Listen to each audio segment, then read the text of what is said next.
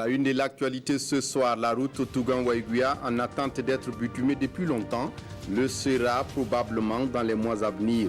Un grand pas vient d'être franchi avec l'autorisation de l'Assemblée nationale donnée hier au gouvernement burkinabé pour un prêt auprès de la Banque arabe pour le développement économique en Afrique, BADEA.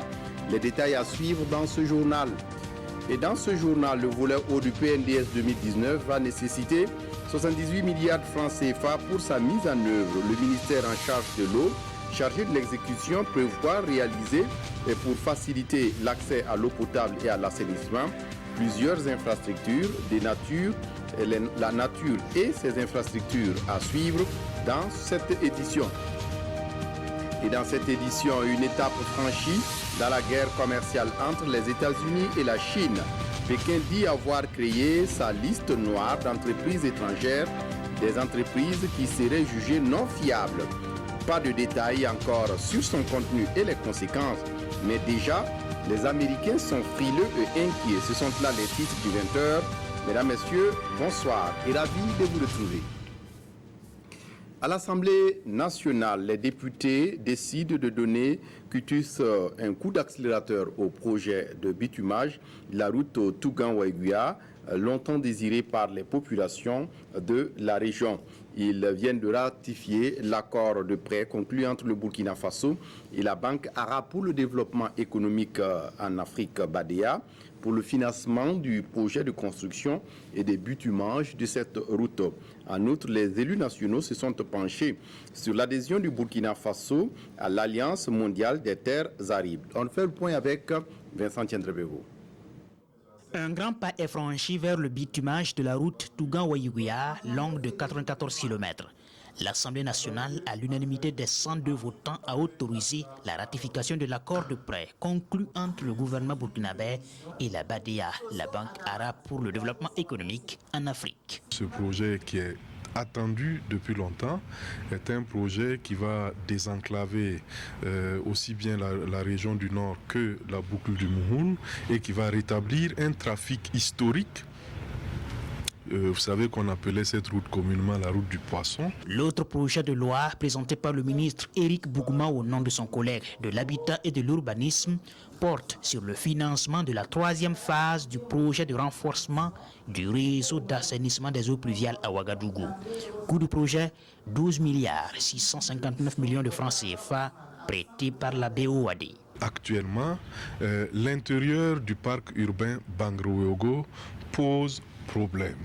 Il y a un besoin donc d'un aménagement aussi bien en aval du parc, à l'intérieur du parc, que d'autres canaux qui sont situés à l'extérieur mais qui confluent vers le parc. Le Burkina Faso peut être membre de l'Alliance mondiale des terres arides.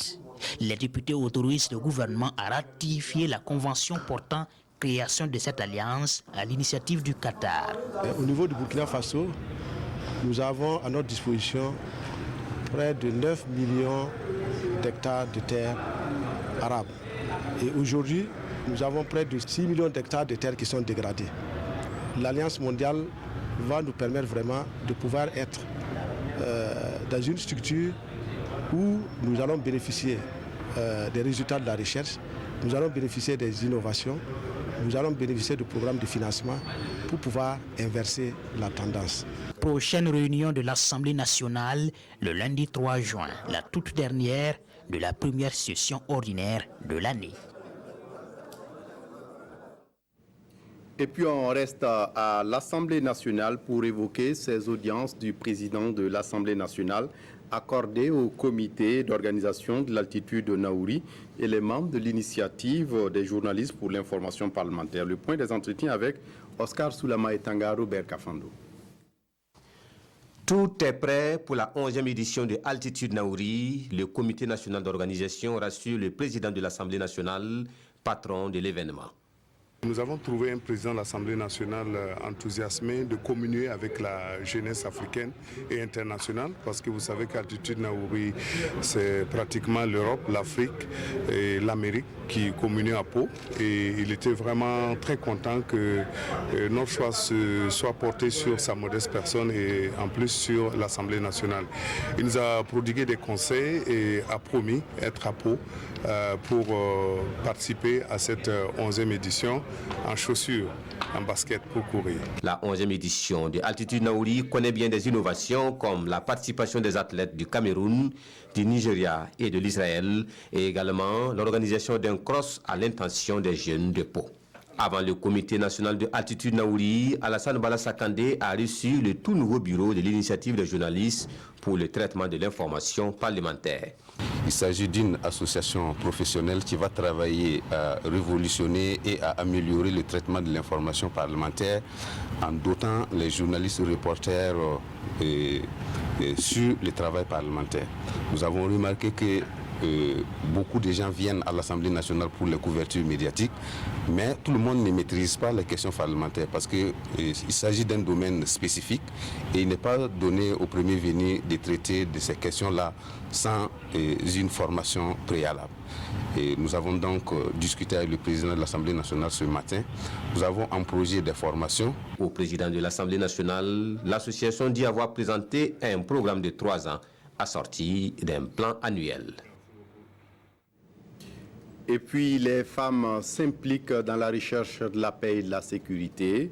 Ce jeudi, dans la soirée, des forats régionaux organisés pour discuter de ces sujets se sont achevés avec la recommandation d'accélérer la mise en place d'une plateforme continentale Femmes, Paix et Sécurité sur le continent. Les forats souhaitent en outre que les femmes soient toujours et encore au centre des agents et des vecteurs de la paix. Oumou Sissé pour les détails. Une Afrique de paix, de sécurité, une Afrique où les femmes sont épanouies. Les participants présents à ce forum sur les questions de paix et de sécurité y croient. Et pendant 2 jours, ils se sont accordés sur les mécanismes à mettre en place pour faire taire les armes en Afrique à l'horizon 2020. Les solutions, c'est déjà un engagement des femmes. De dire nous allons former, nous sommes disponibles de nous former, mais à travers les centres de formation qui existent sur Femmes, Paix et Sécurité, nous allons nous multiplier, de créer une armée sans armes. D'autres choses, c'est de dire nous voulons des infrastructures pour les femmes.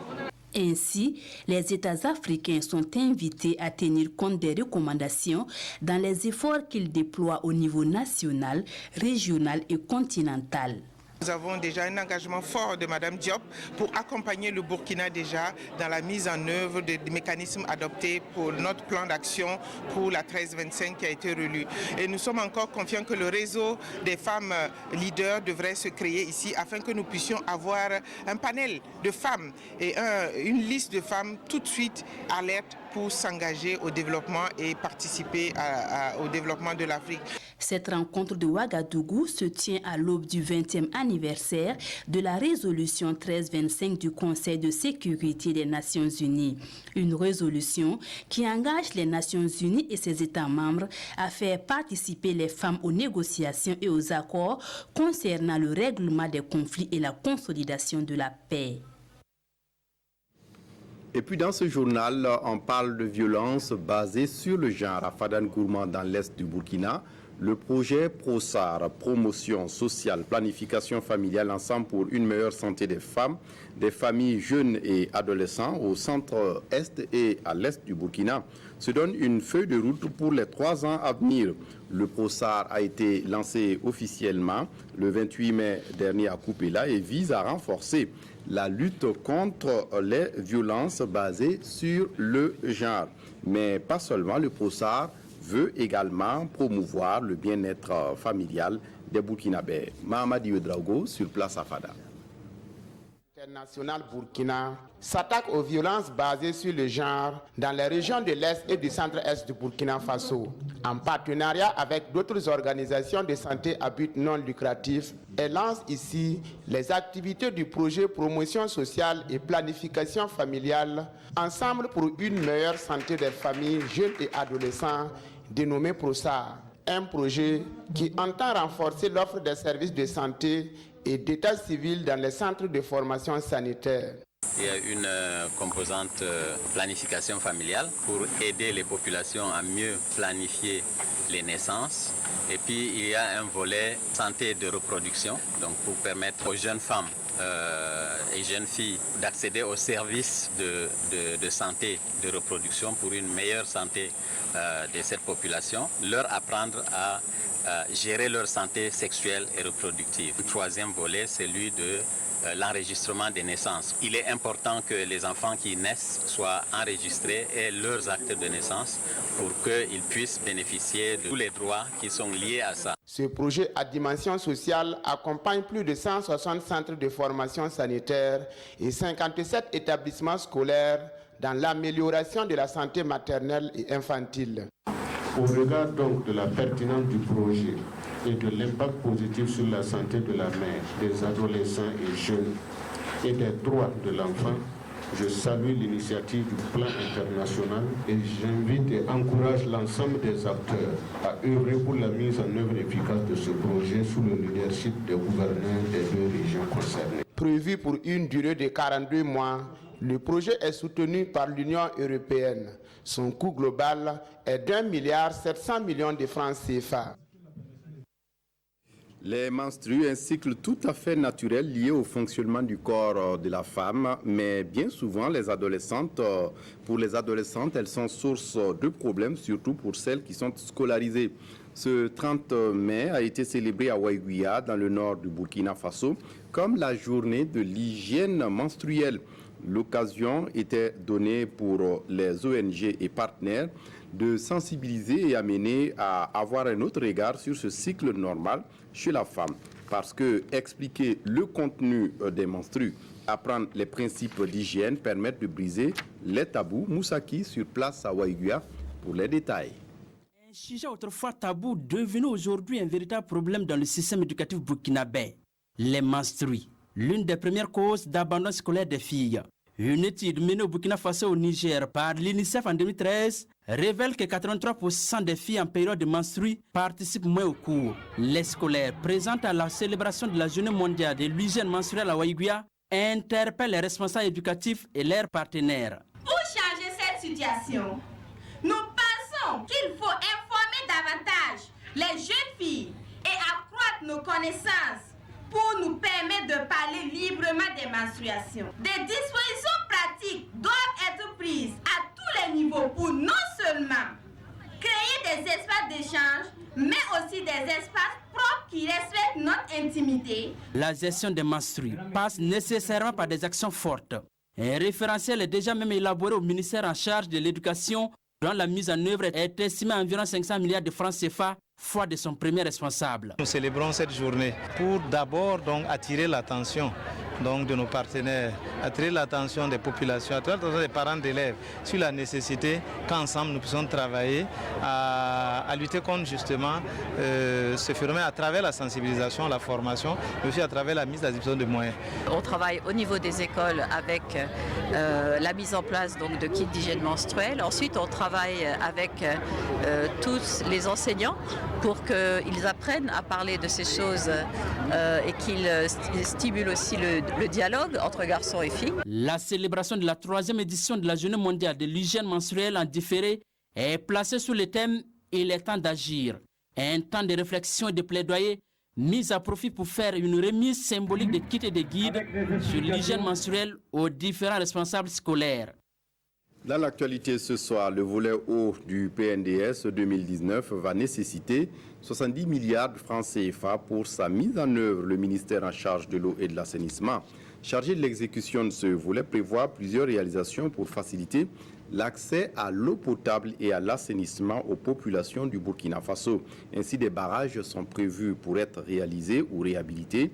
des ouvrages d'assainissement également. Konsoum Koulibaly, Frédéric Etienne Bassenga. Sakwilga, à 6 km de Manga, dans la région du Centre-Sud. Le plan national de développement économique et social, volet eau et assainissement 2019, est lancé. Le PNDS volet eau et assainissement, ce sont un ensemble d'actions qui doivent impacter l'approvisionnement en eau potable et l'assainissement, aussi bien en milieu rural qu'en milieu urbain, et la mobilisation des ressources en eau. Et cette année, ce sont 78 milliards de francs CFA qui devront être mobilisés pour atteindre les objectifs. En matière de forage, nous comptons réaliser 2000 forages neufs cette année, malgré nos difficultés. Nous allons réhabiliter 790 forages. Nous comptons réaliser 169 AEPS, parmi lesquels 21 sont à réhabiliter. Nous allons faire 9 extensions d'AEPS, 90 forages à gros débit. Pour ce qui est de l'eau potable en milieu urbain, le budget consacré est de 17,2 milliards. Ce budget nous permettra de faire des extensions, de réaliser 618 km de réseau d'eau potable, 33 226 branchements particuliers, 170 bornes fontaines, 450 mètres cubes supplémentaires de capacité de stockage, c'est-à-dire les châteaux d'eau en milieu urbain, 24 000 mètres cubes jour de production d'eau potable. À cela, il faudra ajouter la construction de 6 nouveaux barrages, la réhabilitation de 15, sans compter la réalisation d'études pour d'autres nouveaux barrages. Les défis sont donc énormes. Le ministre Ambroise Ouedraogo compte sur les partenaires techniques et financiers pour dépasser les chiffres de l'année dernière. Le PNDS volet eau et assainissement 2018 a fait passer le taux national d'accès à l'eau potable de 73 à 74%, le taux d'accès à l'assainissement de 21,6 à 22,6% et a permis aux populations de plusieurs localités du Burkina de reprendre leurs activités grâce à la réhabilitation de 11 barrages. Et puis une trentaine de femmes du Burkina viennent d'achever ce 31 mai une formation des femmes leaders des chaînes de valeur d'agriculture sur les changements climatiques organisée par Women Environmental Programme et en partenariat avec Oxfam Burkina. La session visait à sensibiliser et informer les organisations féminines du phénomène de changement climatique, les politiques et stratégies mises en place par les autorités du Burkina Faso pour y faire face. Adama Koulibaly pour les détails. Des femmes du secteur agro-silvopastoral à l'école du changement climatique. Ces femmes vont mettre à profit cette session pour renforcer leurs connaissances sur les politiques et stratégies mises en place au Burkina pour faire face aux effets du changement climatique. On a un plan national d'adaptation au changement climatique qui touche l'ensemble des secteurs vulnérables au changement climatique du Burkina Faso et on a un plan d'action dédié aux associations féminines et dans ce plan d'action nous avons démontré comment ces femmes sont vulnérables au changement climatique et quelles sont les options d'adaptation pour accroître la résilience de ces femmes. Il s'agira au cours de cette formation de présenter aux bénéficiaires les sources de financement pour les accompagner dans leur activité. Les femmes doivent être donc au niveau de la décision pour ce qui concerne les politiques, les projets, programmes donc sur les changements climatiques. Elles doivent aussi pouvoir profiter des financements donc liés au changement climatique parce qu'elles sont des actrices mais elles le font dans une très grande pauvreté. Et donc les choses devraient pouvoir changer si nous voulons nous développer, si nous voulons assurer ne serait-ce que la sécurité alimentaire. Il faut avoir une attention particulière pour donc, ces actrices qui sont donc sur le terrain et qui travaillent dans ces difficultés, et difficultés exacerbées de nos jours par les changements climatiques. Les femmes représentent 70% des intervenants de la chaîne de valeur agricole. Cette formation va leur permettre donc d'améliorer leur production et par conséquent de lutter considérablement contre le déficit alimentaire engendré par le changement climatique au Burkina Faso.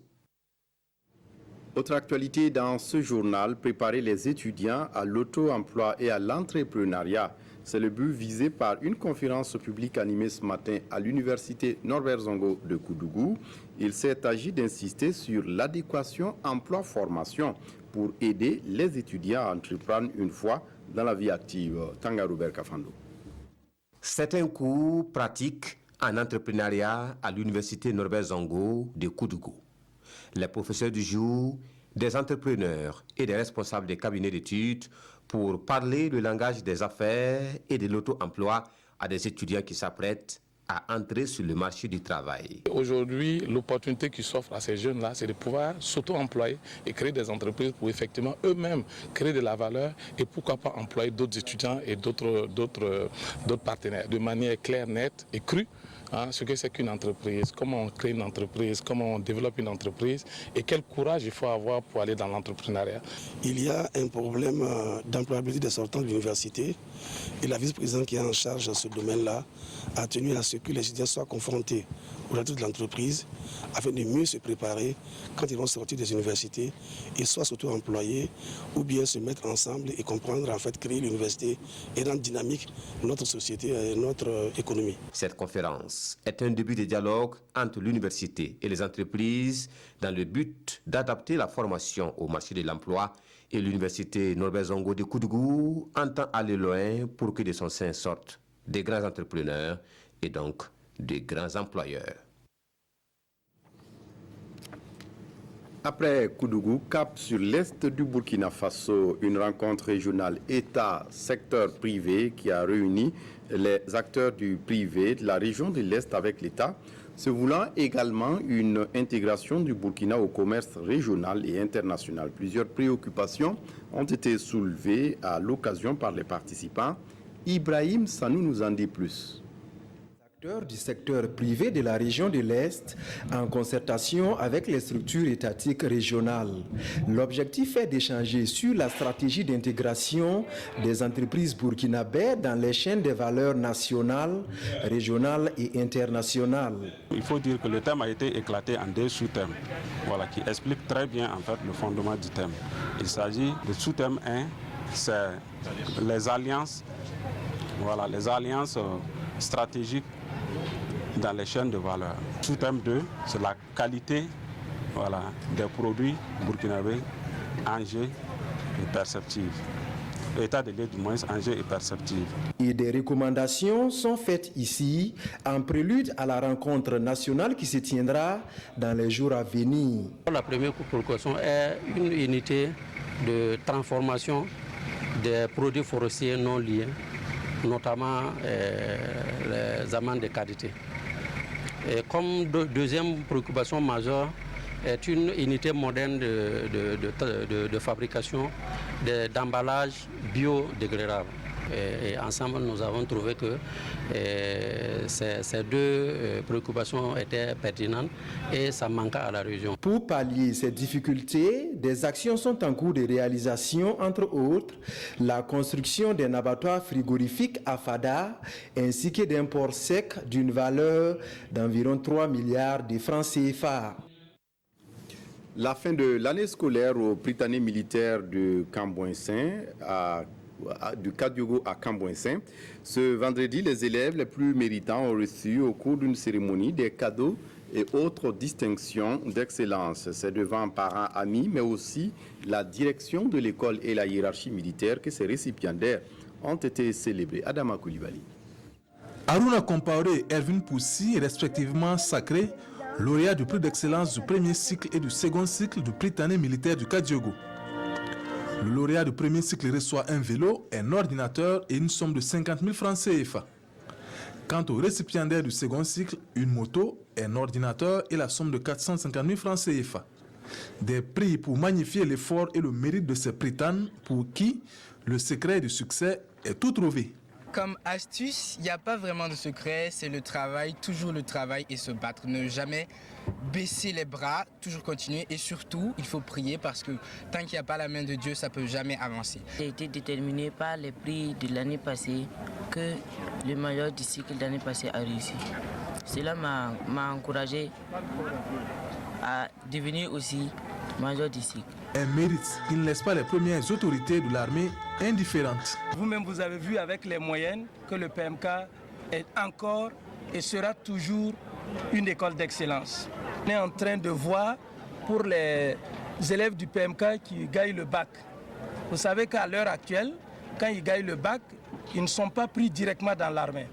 Chacun va à l'université et s'il gagne la licence, il peut maintenant faire le concours de l'AMGN, l'Académie militaire Georges Namoiano. J'ai mis une commission en place parce que nous pensons que c'est un peu du gâchis.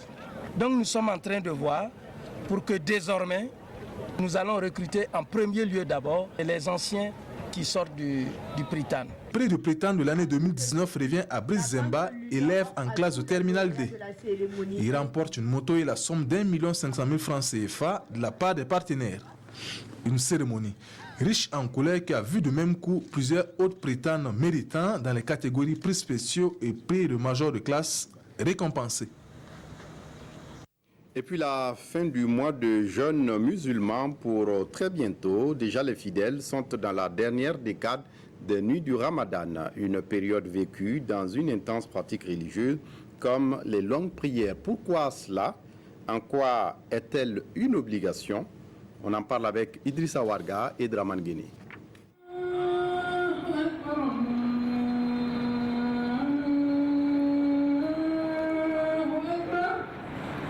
C'est l'heure de la rupture du jeûne au CERFI, le centre de recherche et de formation islamique. Le muezzin annonce la prière. La plupart des fidèles présents ici à la mosquée y restent pour la prière de minuit, le Qiyamul Layl. C'est une prière qui a lieu toutes les 10 dernières nuits du mois de Ramadan. Le Qiyamul Layl, une preuve aussi vieille que l'islam lui-même. C'est une action qui est recommandée et qui vient donc de la tradition du prophète Mohammed sallallahu alayhi wa sallam. Effectivement, on rapporte que durant les 10 dernières nuits, il s'adonnait plus aux actes d'adoration et il devenait également sur le plan social plus généreux que les autres jours. Et c'est ce qui fait que beaucoup ont choisi cette voie de la prière là pour rechercher ce qui est de très cher, qui est la nuit d'Al-Qadr durant ces 10 dernières nuits. Il ne s'agit pas d'une prière obligatoire, mais plutôt supplémentaire à la recherche d'une grâce, celle de la piété. Et c'est une prière qu'on fait pour rechercher un gain. Et un gain qui est placé dans ces 10 dernières nuits, dans une partie d'une de ces 10 dernières nuits, qui est la nuit d'Al-Qadr, la nuit du destin. Et cette nuit du destin, le Coran nous rapporte que si nous la gagnons, c'est comme si nous avions gagné en adoration 83 années d'adoration. Le Qiyamul Layl se prie en 10 rakats entre minuit et 4 heures du matin. En 10 nuits de prière, il faut réciter l'entièreté du Coran pour se donner toutes les chances. Comme c'est une prière longue, comme je le disais, les imams soyez de tenir même le Coran, de la réciter pour ceux qui n'ont pas mémorisé la totalité, de la lire suivant des intervalles. Et il faut observer les pauses durant ces intervalles-là pour pouvoir s'adonner à cette adoration.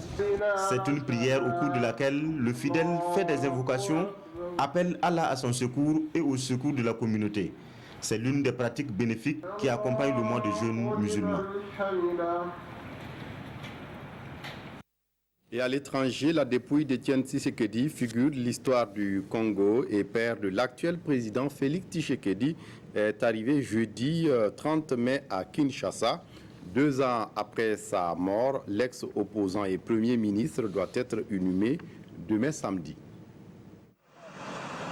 C'était une promesse de son fils, récemment élu à la présidence de la République démocratique du Congo. La dépouille d'Étienne Tshisekedi est rentrée au pays lors d'une cérémonie officielle hier soir. Le corps de cet ancien Premier ministre et figure historique de l'opposition congolaise a été accueilli à Kinshasa par une large foule. Étienne Tshisekedi est décédé il y a 2 ans en Belgique où il était exilé. Il avait 84 ans. Des milliers de personnes se sont massées dans le centre de la capitale congolaise pour voir passer le cortège funéraire. Selon ses supporters, Tshisekedi était si puissant face à l'ex-président Joseph Kabila que même son corps devait rester à l'étranger. 3 jours de deuil national ont été décrétés. Je le disais en titre, rien ne va plus entre Pékin et Washington. La Chine a sorti ce vendredi une nouvelle arme dans la guerre commerciale contre les États-Unis, annonçant la création de sa propre liste noire d'entreprises étrangères non fiables en réponse à l'offensive américaine contre Huawei. C'est un palier de plus dans la guerre commerciale impitoyable que se livrent les États-Unis et la Chine.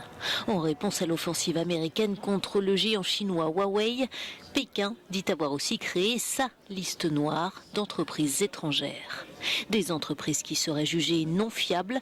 Pas de détails encore sur son contenu et les conséquences, mais le ministère des Affaires étrangères a saisi l'occasion de rappeler à l'ordre le président américain. Je conseille vivement aux États-Unis, une fois encore, de ne pas surestimer leur capacité à colporter des rumeurs et de ne pas sous-estimer la capacité des autres à émettre des jugements informés.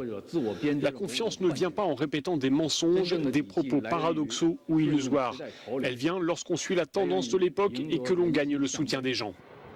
D'après Donald Trump, la Chine est affaiblie par les sanctions américaines, mais cette dernière va renforcer ce samedi ses mesures de rétorsion. Plus de 5000 produits américains seront taxés à hauteur de 10, 20, voire 25%. Voilà, c'est tout pour ce journal. Le prochain rendez-vous avec l'actualité sur la RTB ce soir 22h30. D'ici là, excellente suite du programme. Au revoir.